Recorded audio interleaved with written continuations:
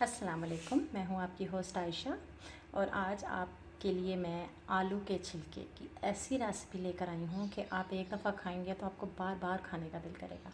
अक्सर ऐसा होता है कि हम आलूओं का इस्तेमाल ज़्यादा करते हैं चिप्स बनाने के लिए, मैक्रोनीज़ बनाने के लिए, तो उनके जो छिलके होते हैं उनको ज़ाया मत करें। आप ये रेसिपी बनाएं, आपको बहुत अच्छी लगेगी, बहुत मज़ा आएगा। ख़ास तौर पे सुबह नाश्ते में पराठों के साथ आप इसको खाएं, आपको बहुत अच्छा लगेगा। सबसे पहले मैंने ये आलू छील के उनके जो छिलके थे उनको धो के अच्छी तरह से धो के उनको भिगो दिया है। इसके अंदर बस 3 इंग्रेडिएंट्स जाएंगे। कुटी हुई लाल मिर्च है 1 teaspoon, half tea spoon chaat masala और हाफ़ टी स्पून नमक या हस्बे ज़ायक़ा।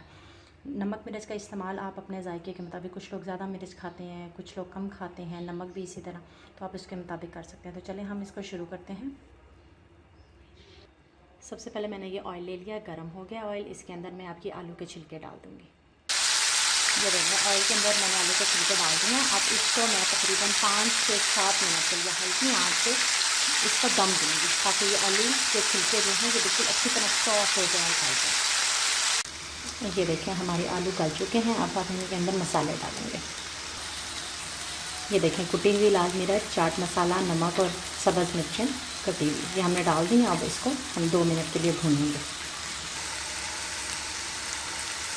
ये देखें आलू की हमारे छिलकों की जो भुजिया है वो बिल्कुल तैयार है। अब इसके अंदर बस सिर्फ हम लेमन जूस डालेंगे 1 टेबल स्पून और ये तैयार। आप रेसिपी को ज़रूर ट्राई कीजिएगा और मुझे फ़ीडबैक ज़रूर दीजिएगा।